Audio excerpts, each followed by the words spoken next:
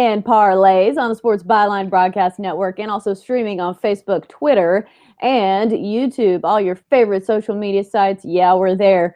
If you want to drop us a line, or if you want to tune in that way, you can find me on Twitter. My handle is just my name, at Chelsa Messinger. You know the drill. If you want to send me a pick or a parlay, preferably a winner. I've been tailing some people's picks that have not been winners. That's never fun. Uh, and you try not to be bitter towards those people, but it is a little hard when you lose money and you thought that they were picking winners. But we hope not to do that to you guys today. We're hoping for all winners here, at least a good percentage. We're talking a whole lot of college basketball as well as NBA, because it's that time of year. March Madness, it's officially March now, which means the tournament is right around the corner. So if you're just starting to bet college basketball, if you're just now starting to pay attention to college basketball so your bracket can be good, we've got you covered. We've been doing college basketball all year long, and we've been paying attention. We know which teams are doing big things, which teams are peaking at the right time. Speaking of teams who are not peaking at the right time, Duke, they've lost 3 of 4. All three of those losses being to unranked teams. We're talking their game against NC State, which is my team, which they never seem to be peaking at the right time. Every time we do well and we get ranked, we'll lose to somebody terrible. And that's really frustrating as a sports fan. I know there are people out there that get me. We're also talking NBA, which can be frustrating as well. When you're talking some of these games, when you take an under and they go to overtime. Man, I sound bitter today.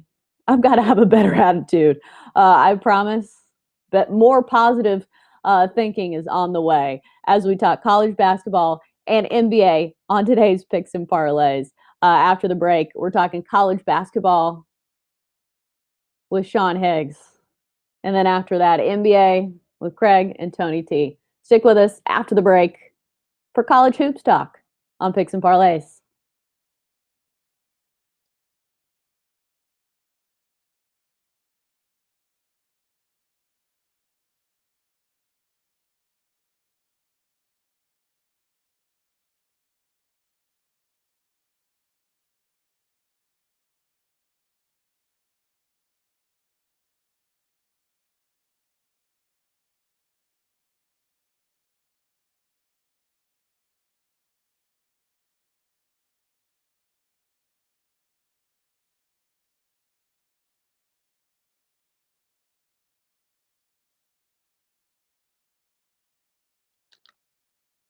Welcome back to Picks and Parlays on the Sports Byline Broadcast Network, also streaming on Facebook, Twitter, and YouTube. You know the spiel. I've done it a lot. I'm your host, Chelsa Messinger. You can find me on Twitter at Chelsa Messinger if you want to drop me a line, or if you want to check us out on YouTube, Winning Free Picks. That's what we're under now. Or Facebook, search Picks and Parlays. Right now, we're diving into some college hoops because it's March. It's March 1st, which means the tournament is right around the corner. And of course, we've got plenty of college basketball to talk about. We've got Sean Higgs joining us with his baseball shirt. Looks like you're about to be Benny the Jet Rodriguez, stealing home plate. Yeah, stealing home plate. That's me. I was more of a definitely not a stealer kind of guy. I threw out some stealers. I was a catcher back in my athletic heydays, but not much speed on the bases. I was more of a lumbering gorilla, maybe. When it came to It's called power. You say you hit for power. Yeah. Although my coach said I was more of a meat and potatoes kind of guy. Like I was a line drive. I was just a roping them to the alley. There's a lot of doubles in my life. What are all those like coaching cliches? Like he brings his lunch pail to work every day. He's got a high motor. God, those are the worst. It's NFL Combine season, which means we're hearing a lot of those these days. Yeah, the high motor. I love that. Yeah, he's such a high energy guy. He's a real pro. You better be a high energy guy. You play football. If you're not playing high energy, you're gonna get destroyed. You better come in with some high energy. Holy cow! All right. I love the coach speak. I know it's fun. It's a nice little drinking game to play during the NFL Combine if you're watching. Yeah, if the it's like a Olympics. Right. If it's like a white slot receiver, they're going to talk about the Patriots. Um, Anyways, let's get back to schedule.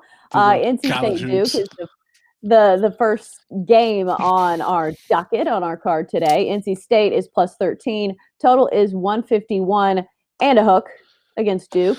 Duke 23-6, but they've lost 3 of their last 4. All 3 of those games coming to unranked teams, including NC State. NC State beat them last time by 22 points, but it seemed like everything went right for NC State in that game, which doesn't happen often, I will tell you. So, and what I mean by that is they had 44 points in the first half, shot 45% from the field, and 8 for 13 from the 3-point line. So I'm not just making that up. So I'm wondering, can they do it again? You think they can cover 13 points against Duke? Well, I mean, as I said, you're going to beat Duke or any team like that by 22. You got to be coach speak, hitting on all cylinders, as they say. I mean, like, really, everything's going right when you're winning by 22 over Duke. But we don't need 22 here. I see 12.5. I see 151.5. Let's be honest, these guys are struggling a little bit. Back-to-back losses. Virginia slowed it down, played their ball, dictated what they wanted to do, and came out with an ugly win there. There's something about this Duke team, though. I mean, look at last year. What they have? 3 of the top 10 picks. I mean, Coach K, what? I don't know. I'm leaning towards the points here. I like the points.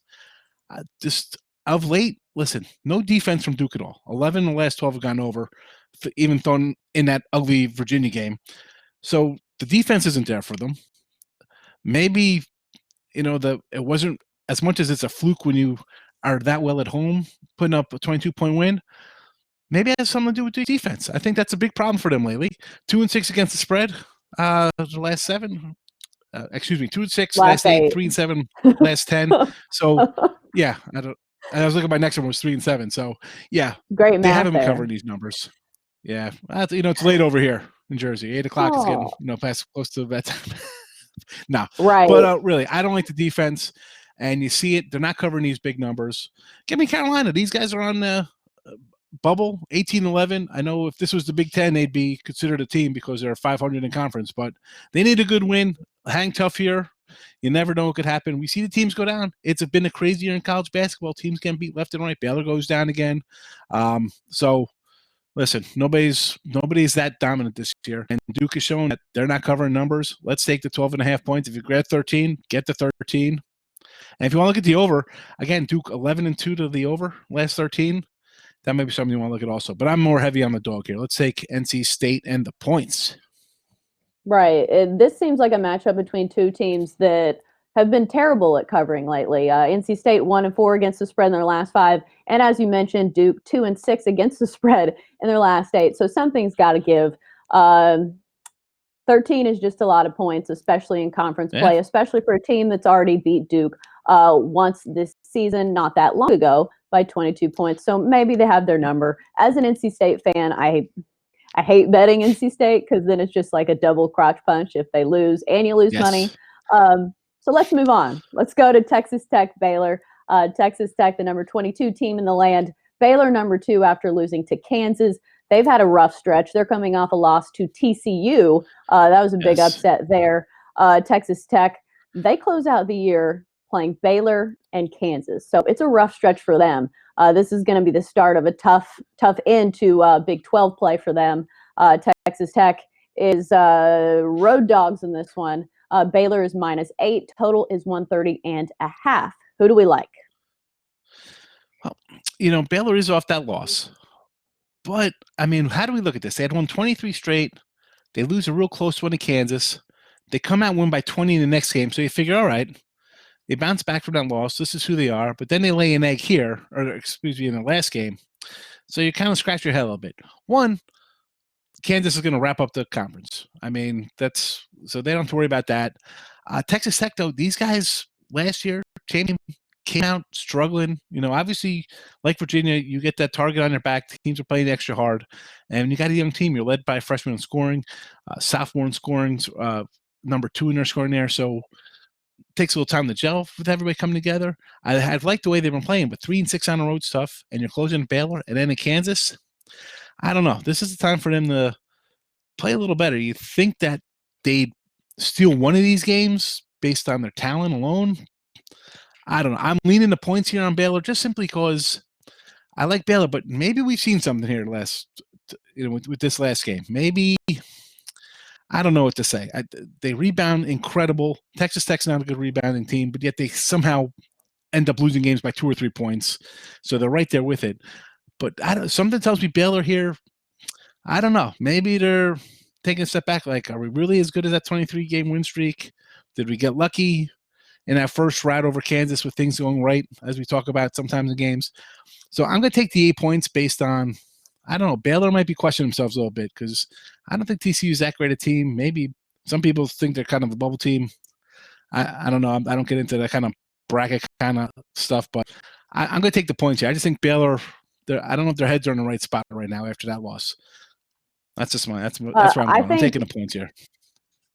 I think 8 points is a lot for Baylor against Texas Tech, just because these are two teams that both play great defense. So in a game where there's only, say, 50 or 60 points scored, 8 points is a lot. So I think 8 points is a lot to give Texas Tech, a team that's ranked, mind you. Granted, Baylor's number 2, Texas Tech number 22, but still this year in college basketball, it seems like the rankings, there's not that big of a gap between the top and the bottom. And they're more desperate. They've lost 2 straight. They need to straighten the ship here going into the tournament for the Big 12. So that's why I'm kind of like, you know what? You mentioned the defense. They're a gritty team. I mean, they get out rebounded 35-19 and still lose a game by 2 or 3 points. So the ability is there to score when need be. But again, it's probably going to be an ugly kind of game. I'll grab the points. So I'm with you on Texas Tech. The solid defense, and it's just been such a topsy-turvy year in college. What do those numbers mean? 1, 2, 10, 8. I really don't think it means much. Right, especially according to Vegas. We've seen in some of these spreads, the Vegas doesn't take too much stock in these rankings. We're running out of time. Sean Higgs. All right. Thanks for joining us. Happens. I will see you all right on Wednesday. Yeah, for sure. We're back after the break on Picks and Parlays, talking more basketball. This time we're talking NBA with Craig Trapp.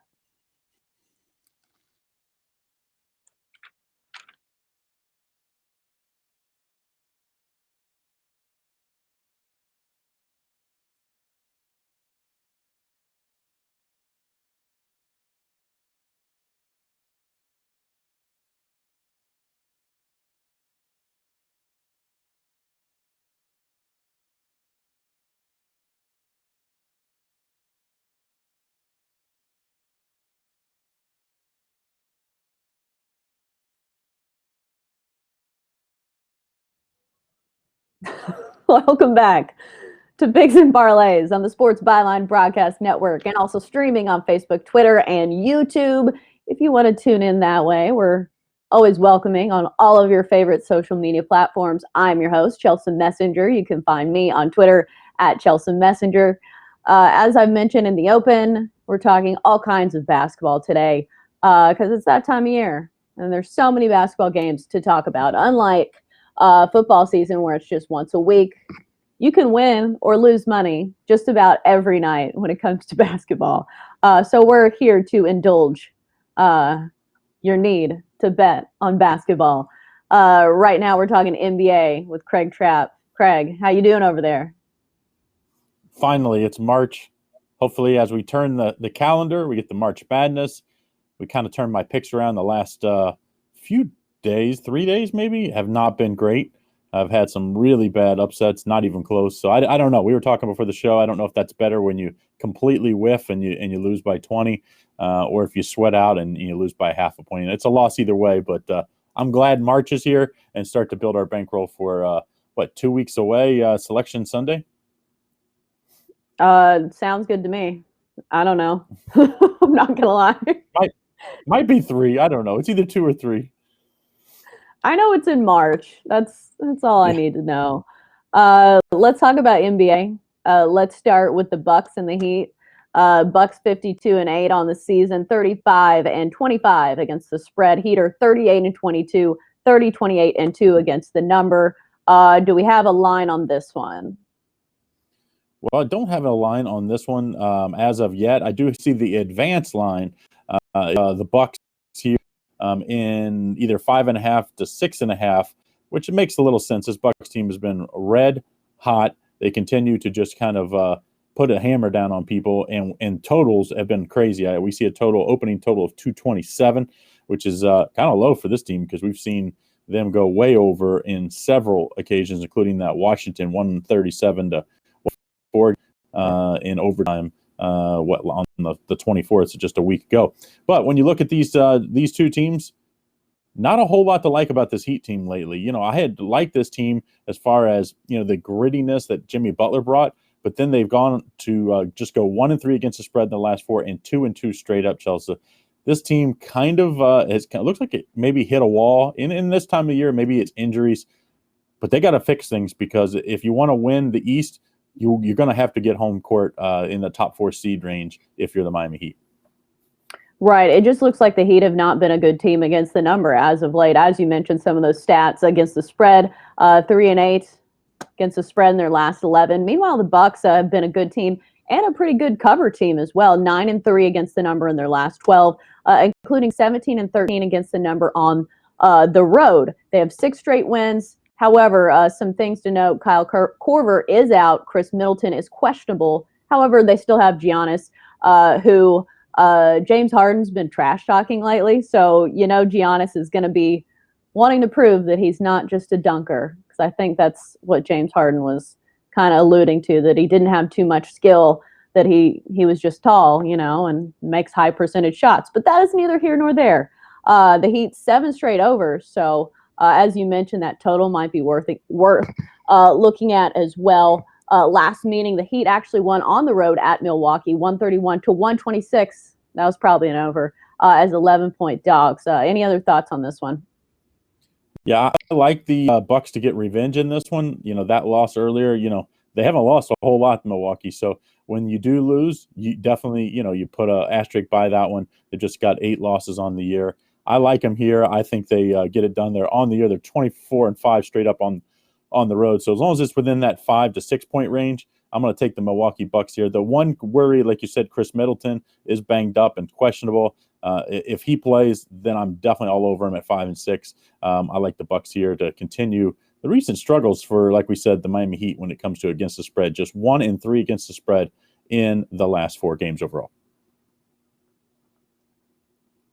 Mavs 36-24 on the year, 25-3 against the number. Bulls 20-40, not great. 26-32-2 against the spread. Do we have a line on this one as well? No, the question here, there's no line because Luka Doncic is questionable here. And, if he plays, obviously, top 5, maybe top 10 player in the league now. But either way, one of the great superstars in the future for sure. One of the great young talents in the league. The advanced line, if he plays, is Dallas -4.5 here. And I kind of like that a little bit. And then the total, we see a pretty high total here. And we see the total at 229 in the advanced line. Like I said, these could change depending on if Luka Doncic plays or not. But my initial lean here, it's all about this Dallas team.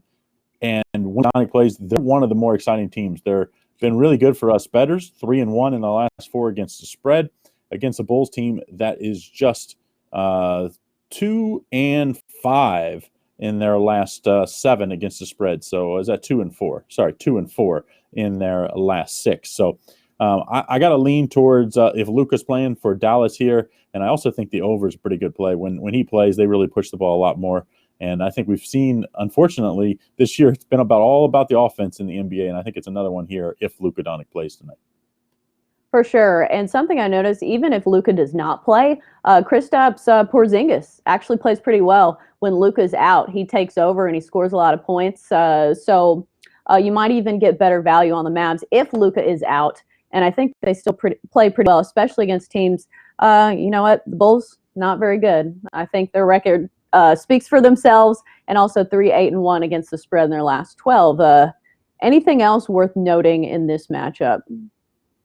Well, this Bulls team, it's a team that seems like, basically since Derrick Rose's injury, it's maybe 5 to 7, 8 years ago, they've kind of just been, in that lottery spot. And they're kind of there again this year where it's like they're not good enough to go for it to make the playoffs. They're not bad enough to get a top guarantee probably a top 2 or 3 pick. And it's a tough way to make a living. To be really good in the NBA now, you got to either get the top couple pick or you need to go for it and trade, and they haven't done that. So I just think you have to fade this Bulls team until change. It sounds like, a lot of the fans want some upheaval as far as coaching and a GM and the front office. So I think you might see that in the offseason. But until then, we're going to fade the Chicago Bulls team. Right. That's almost the worst as a fan when your team is good enough to, win some games, but not bad enough to get those top picks. Even though in the NBA, it's not even fair. It's a lottery. What was it, the year that the Celtics got Jaylen Brown? I think they went to the playoffs. So that's got to be a little frustrating for some teams to sit back and watch. Let's move on to the Pacers and the Spurs. The Pacers are 36-24 on the year, 30-27-3. Spurs are 25-33, 24-33-1 against the number. Do we have a line? No line on this one. The Spurs team continues to be really banged up. But I do see the advance line right now. Indiana just favored by 2 at one book and 1.5 at the other. So I think it's going to be real close to in that 1 to 2 range, one way or the other. So I don't think it really matters who's favored here. I think you have to give the Pacers a little edge in this one, as this Pacers defense is just clearly better. The Spurs, what used to be one of the better defenses in the league, has not been there this year. They have been a team that scores and gives up a lot of points. It's kind of funny how Popovich has embraced the whole new, metrics and the 3-pointers and all that. They're just 1-2 straight up in their last 3 and 0-3 against the spread in their last 3. So for me, I have to lean to this Pacers team, and I think they're starting to play a little better. Victor Oladipo's finally starting to work his way back into shape and to fit in that roster. 5-1 straight up in their last 5 games, with the only loss, that embarrassing loss when they set out Oladipo and some other guys with Toronto. So I think when you look at this one, Chelsa, you have to look at this Pacers team, and as they continue to push for that top 3 or 4 seed in the East, I think they're going to be a very tough team to beat. If you're Toronto, if you're Milwaukee, if you're the Sixers or even Boston, I don't think you want to face this Indiana team. So you better not let them get the home court edge if you're one of those top other teams. Right. The East should be pretty interesting when it comes to the playoffs, because there are several teams kind of like that maybe if they peak at the right time. Obviously, the Bucks are the team to beat, but the Raptors, what a story they've been. I don't think anybody thought that they were going to contend. But circling back to this game, the Pacers, as you mentioned, they've been hot as of late, at least for winning straight up, winning 5 of 6. But they've only covered in 1 of their last 4. So that makes me a little gun shy on them. Spurs just 9-19 against the spread at home, though, and they haven't covered in their last 3, so they haven't been a great cover team either. They won the last meeting on the road, 111-100 as 1.5-point dogs, worth noting. Not sure if there was any injuries in that one as well, though.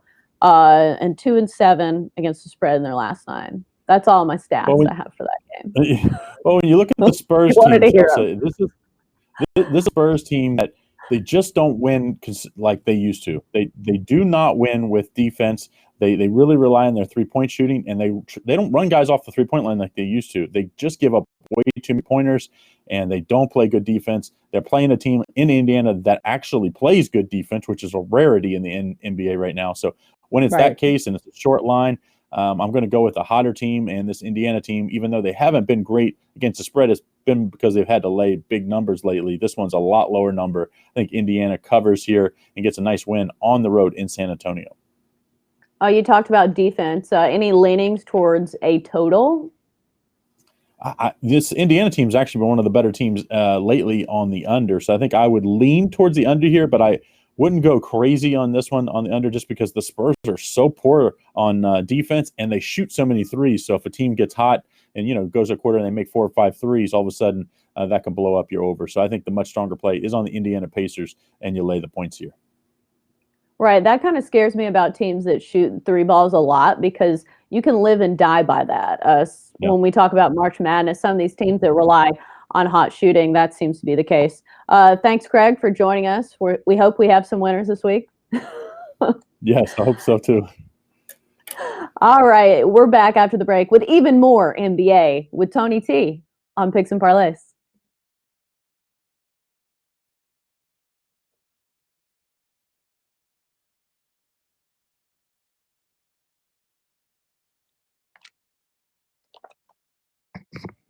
Welcome back to Picks and Parlays on the Sports Byline Broadcast Network and also streaming on Facebook, Twitter, and YouTube. You know the drill.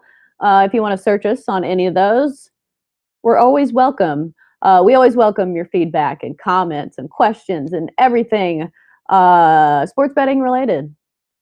Right now, jumping right back into some NBA. This time we've got Tony T joining us from the West Coast to talk a few NBA games. Tony T, how are you? Yeah, I'm doing well. Chelsa, of course, Selection Sunday, 2 weeks away. The NBA playoffs will begin in 7 weeks, but something that got my interest this weekend, Chelsa, looking at the games, it was pretty funny here. I don't know if you noticed when you saw Trevor Ariza give that bump over to Trey. Oh, and yeah. It kind of reminded me what the NBA was. It kind of reminded me what the NBA was like 10 years ago. You go, here, son, let me give you a taste of what the NBA was like when I came in. Why don't you put a little bit of muscle there on those bones? Because had you came in the league when I came in the league, you'd be a 6 man off the bench, my friend. Here's what he's talking about for the people who don't know what he's talking about. Trae Young was trying to nutmeg somebody, which means you dribble it between their legs and basically make them look stupid. And he probably wanted to be another highlight, because we talked about this the other day on the show. We're living in the era of going viral for highlights. But yeah, that was pretty funny to me. I think, who are some of the great defenders kind of in the 90s?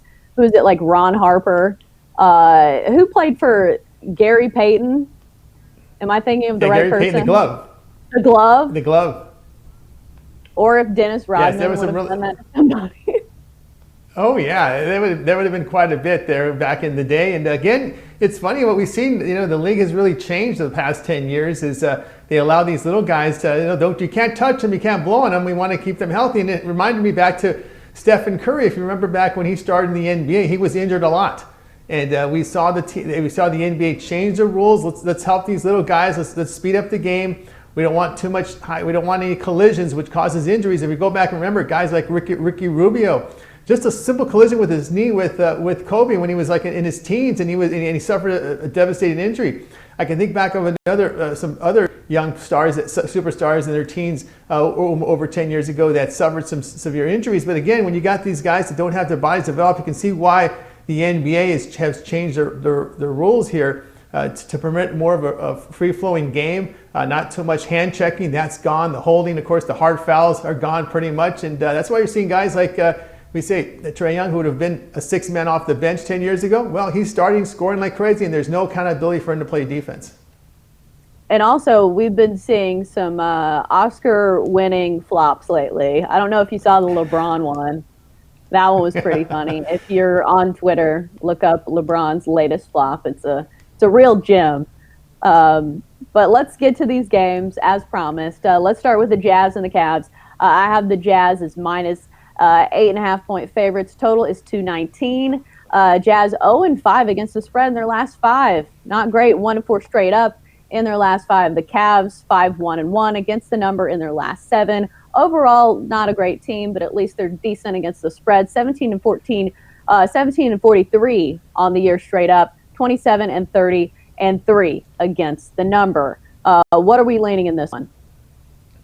Yeah, I'm going to go with the Cavaliers here at plus 8.5. Cleveland's been competitive since the coaching change. They made the change here. It just didn't work for them. The coach they had, they were a little bit too tough on the players. They're not used to that defensive style, kind of a Jerry Sloan type of attitude there. Beeline is tough, and of course, this generation of players didn't respond. So we need a coaching change. Oh, everything's okay. Yeah, you got beat on film. We're not going to call you out in film room. We're going to forgive you for some of these mistakes. I guess that's the direction now. But when you look at Cleveland, they've covered 5 of their past 6. They've won 3 of 4 at home with notable wins against the Heat and 76ers. But one thing about the Jazz, we know they've failed to cover 4 straight with a push in there, but the defense has been atrocious. Remember we talked about the midseason awards, why I couldn't give Rudy Gobert the award because this Jazz team goes in streaks. They play good defense, then they don't play it. Here's the span where they're not playing any defense. Look at their past 5 games, allowing nearly 50% shooting, 44% from 3. Cleveland, well, they're shooting the ball a little better, and I just cannot lay points on a road with a team in bad defensive form, so I'm going to take the points here with Cleveland.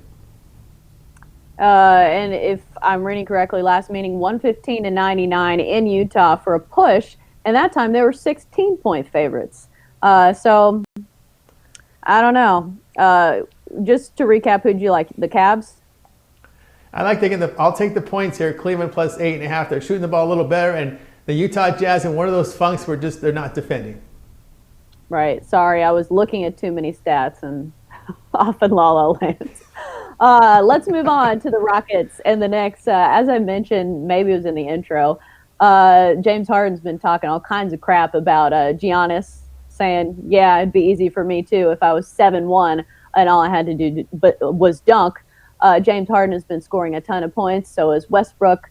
That small ball they've embraced, and those two guys are really benefiting off of it. Against the Knicks here, they're 9.5-point favorites on the road. 230.5 is the total. Yeah, that looks high, but actually the Rockets have hit the under in 6 of their last 9. I think that's just because the numbers have been so high. Everybody thinks they score a lot of points, so yeah, Vegas knows that, and they set the total accordingly.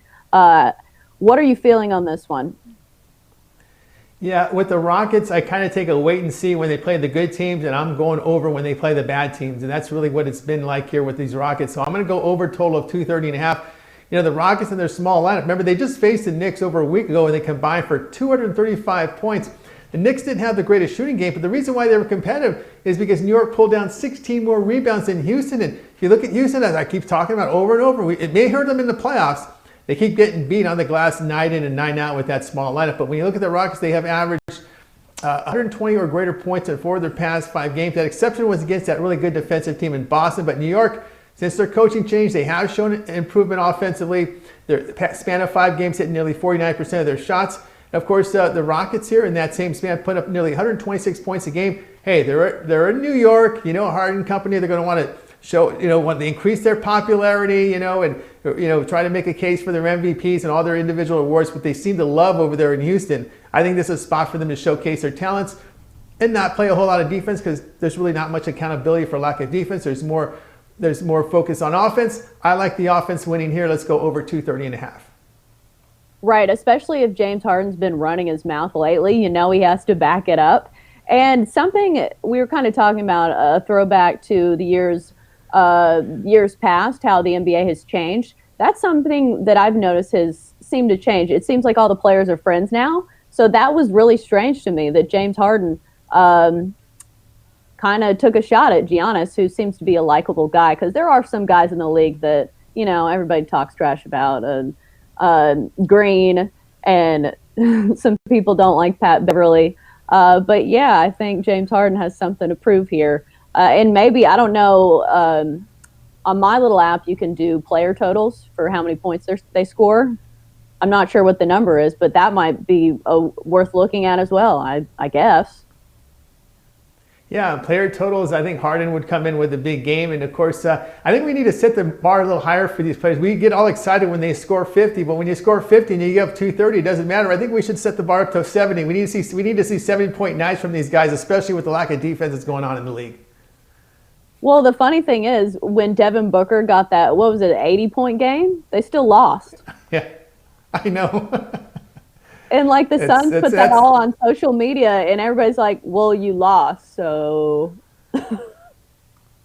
Yeah, come and see Devin score 80, and we'll lose the game, but you'll see Devin score 80. I mean, that's what it's come down to, unfortunately, with some of these markets that are so out of it.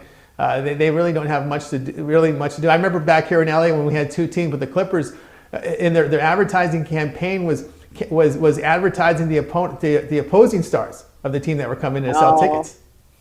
That's tough. That's like Tampa Bay Rays. It's tough. It sucks for them, because the Rays are actually a good team and they deserve good fans. But whenever they play just about anybody in the AL East, which is their division, so it would be pretty frequently the Yankees, the Red Sox, you'd see Yankees and Red Sox fans at the Trapp, which is a little disappointing.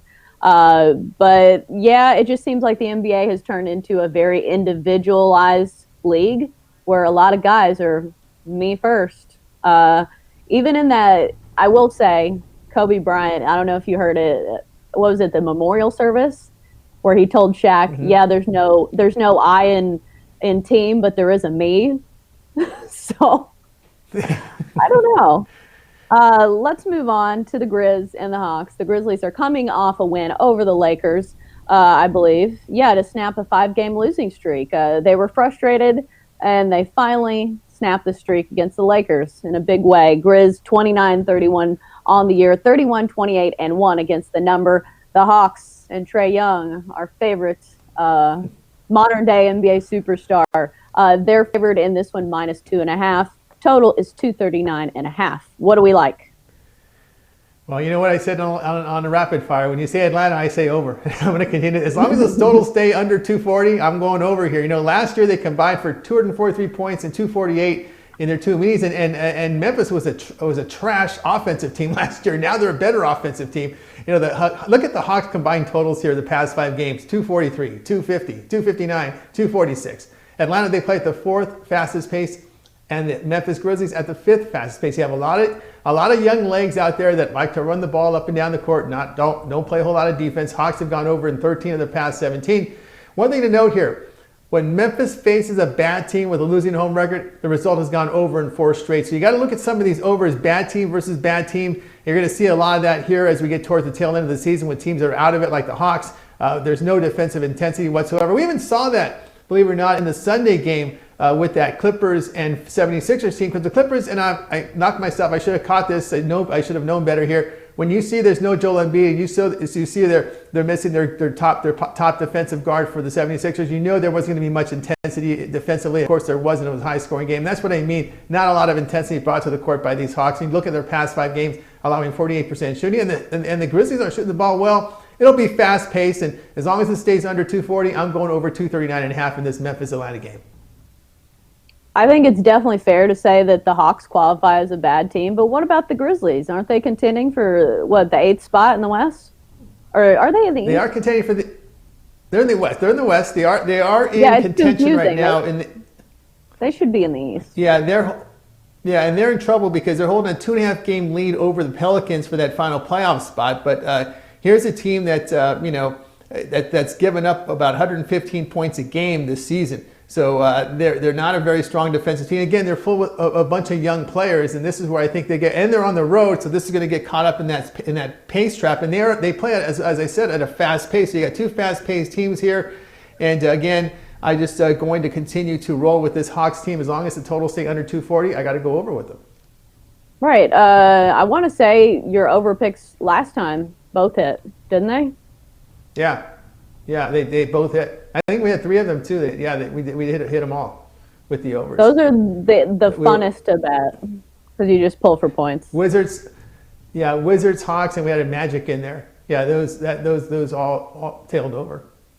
Even though I'm not going to lie, I over there. Oh, I'm not going to lie. I don't think I've watched any Magic games this year.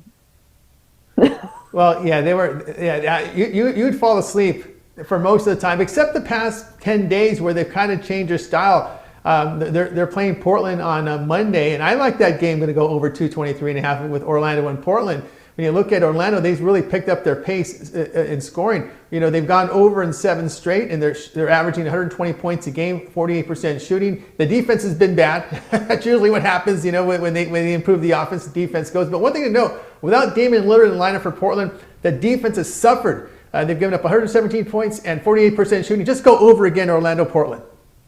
All right, that wraps up our NBA talk with Tony T. We're back after the break on Picks and Parlays.